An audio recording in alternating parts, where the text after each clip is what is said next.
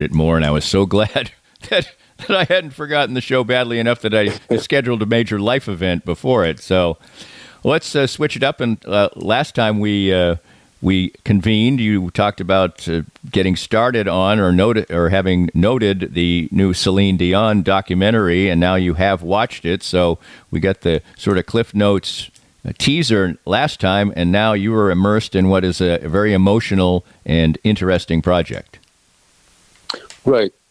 I mean, if you see that, and your opinion of her is, her music does nothing for me, and you scoff at it a little bit, or you want to get snarky about it, I understand that. I've seen her like 5 times because I was working when I saw her.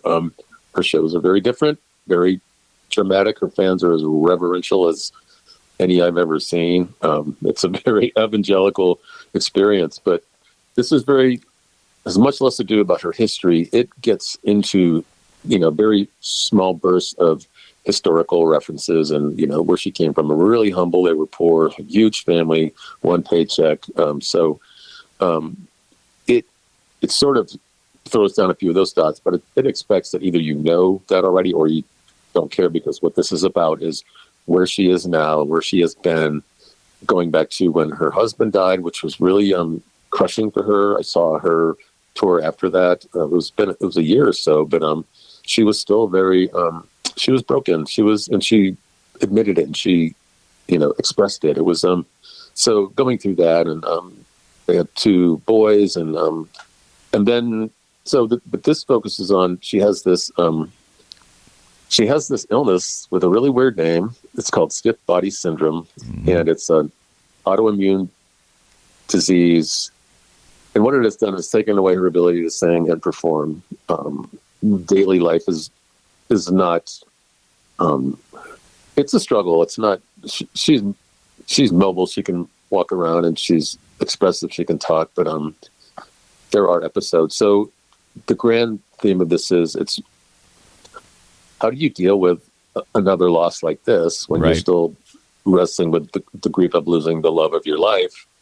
And the other love of her life was singing and performing. And she goes into tears a couple times. She's talking about how much she misses it and her fans. And it's like that was her heaven on earth, is on stage. And, not being able to do that is it's another heavy loss. But it also shows her dealing with this disease. And there's a moment where she's getting some therapy, physical therapy, and like a massage. And then she has one of these episodes. I would compare it to a grand mal seizure or an epileptic fit, where and the person attending her, who was some sort of a medic, is trying to do the usual stuff to get her through it, but it's not working, and there's a little bit of alarm, and someone else has to come in, and it's a pretty severe and disturbing. It's watching her go through that and then come out of it. That was like more evidence of this thing is pretty severe, and she's dealing with this too, and trying to reconstruct a career, trying to sing. She can't hit the high notes. She does 1 or 2, and then her voice goes away. So it's kind of heartbreaking. I mean, we see athletes walk away. Right. Jason Kelsey broke down because his body's telling him, "I got to quit." Before it's too late. It was voluntary mostly. He could have played another year, but this was not voluntary. She was expecting to go on for decades, and now it's sort of just a harsh tale of how this can happen. And we've dealt with this. I mean, we've talked about this before with like Huey Lewis, Bon Jovi, all people who get older and then their body starts to tell them, you can't be who you were 20 years ago. Absolutely, and as we finish our first segment, it's reflected again in somebody who got to perform for a long, long time, and that's Rod Argent, the person who started up the Zombies, and now my wife and I, it's always a thing to point out, make sure you get out and do something maybe you think is a little crazy. We drove all the way to Nashville, Indiana. I've told that story many times, to see the Zombies last year. And Rod Argent recently put out a statement announcing that he's had a stroke and he is retiring from touring, that he knows now after a couple of attempts and close calls that this is something he can't do anymore. He's almost 80 years old. And And yes, but the fact that he wanted to keep on doing it, despite the fact he had some health scares, just shows, I think it's a sort of a theme with the Baseball Project guys or whatever. They're not as old, but that musicians it's part of their being, and that's what they want to do. They want a musician. Right. They want to play. But yeah, it's like, runners want to run. They don't want to until they can't. But yeah, it's exactly when you find something like that that's rewarding and that you do so well, and you've worked all your life just to be good, better, great at it, and then you are for a long time, and then it's taken away. Sometimes it goes gradually, but sometimes it's immediate and unexpected, and that's got to be the toughest. Just right, because then there's this place, like her identity there's a vacuum there, and she's trying to figure out what she'll do with it. Just as a quick aside, Linda Thompson, who was with Richard and Linda Thompson, you know them from British folk from in the 60s. Anyway, yeah, she had this vocal thing, or she can't sing anymore. But she's done a new album project with others. Yeah. Right, yeah. People are singing her songs, but it was her way of pivoting and going, well, all right, I'll go this way. But it's tough. It's got to be tough to fill that void, especially when you have been so stratospherically famous like Celine Dion. And in the statement put out by Rod Argent and his family and such, they said he is back at the piano taking Bach therapy by playing the piano after. So that's pretty cool. That is pretty cool. Yeah. We've got a lot of cool things still to come. We'll talk a little bit about the re-release of a classic Police album, a kind of different, weird, but expected documentary, and a little bit more coming up next on Danny and Tim's Music Scene. It's part of Arts and Lifestyle Wednesday, presented by Cinematic Visions. More of Danny's Reasonably Irreverent podcast after this. We're here at the 23rd Street Brewery with Matt Llewellyn. And Matt, basketball's over, football's still a few months away, but there's always fun to be had at the 23rd Street Brewery. Absolutely. We've always got something going on here. The games are always going on. It's a great place to come enjoy everything out on the patio. Beautiful scenery out there. Great beer. I've got a great brewer, great food. It's always fun here at the brewery. And the atmosphere is great and friendly and warm, too. We always want to make sure you're a lot happier when you leave than you were when you came in. Always fun here at the 23rd Street Brewery at 23rd and Castle. Make sure to come by when you're in Lawrence. Did you experience hail damage last year and never got the work done? Most insurance companies only give you a year to get the roof fixed. And if you don't get it done, you could possibly not be compensated in full for the replacement of your roof. If you've been procrastinating getting that damaged roof taken care of, give us a call at 913-257-5426, and we'll send out an expert to help you through the process. We're never pushy, we're just here to help. Easton Roofing. Integrity matters. If you'd like to join these and other fine sponsors and market your business on Kansas City's #1 rated podcast, contact us at Danny@DannyKlinkscale.com. Look forward to working with you.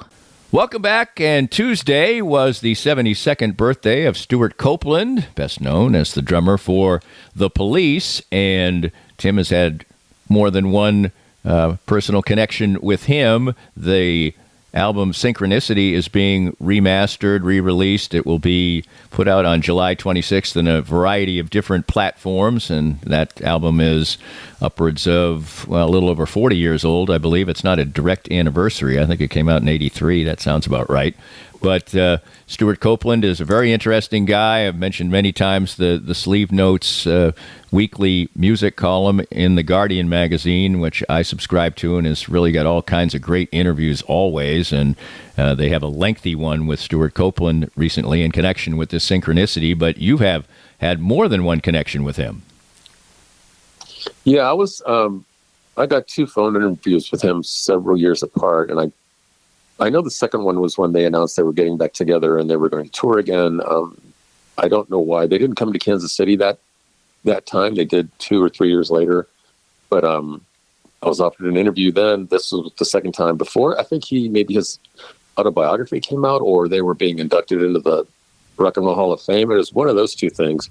So we talked twice, both different things both times. It was the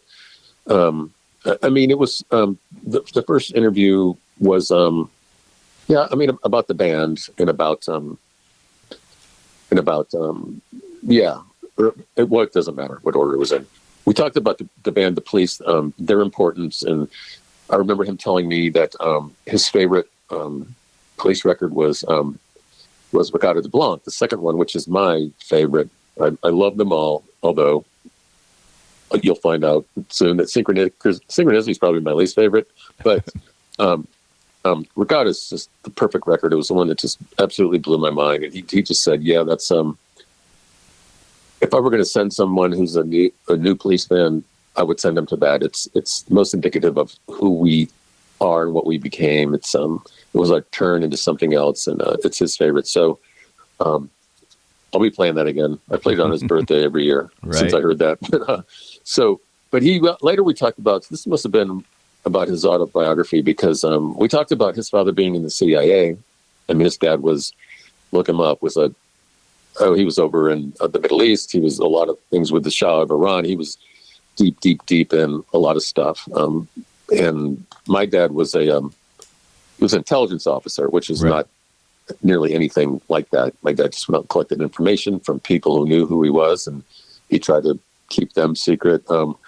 But we talked about, having a dad who, I didn't know what my father did. And he said he didn't know what his father did really till he wrote his book. And it was just this sort of like kind of shadowy figure that you loved, and, having as much influence on your life as he could. But obviously he grew up in the Middle, or he spent a lot of time in the Middle East. So it was really interesting. And his brother had just died, and he started to talk about that, and I related to him that it had been a couple of years, but I lost one of my sisters, and she died, very young. And he started to talk, and then he goes, "You know what? I can't even talk about it. It's just too painful."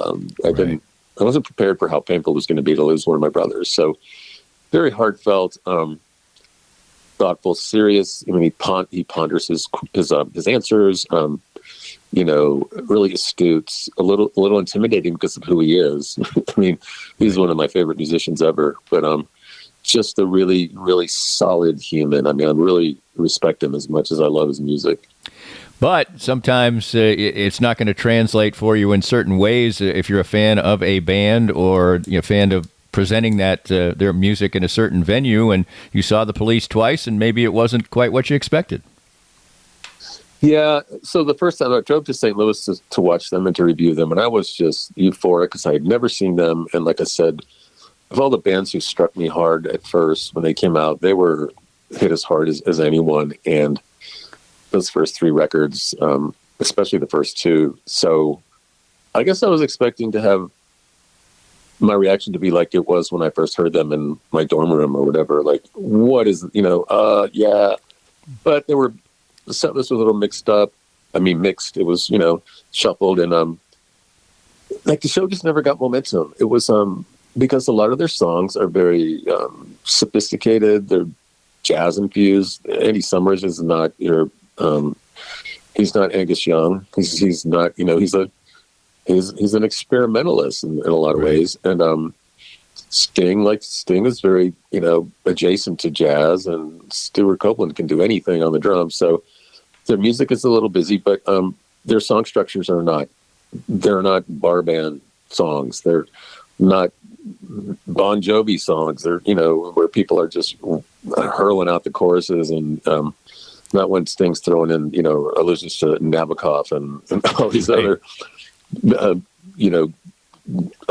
PhD words, and meter goes and shifts. So it's, I just remember thinking towards the middle and the end of that first show, like, oh, this makes sense, because if you listen to Zenyatta Mondatta, it's not the same as Reggatta de Blanc or, Outlandos. It's just a completely different music. And then Ghost in the Machine, I love that record, but some of it's pretty mid-tempo. And so there was that. Their diversity is what makes me think of them as being so special. But it doesn't really translate. It didn't for me into like a really thrilling live event. It was more observational. I watched him almost the whole time because he's so animated. And then when they came to Kansas City, I was ready for it. So I knew But Elvis Costello opened with this like rip-roaring 45, 50-minute set.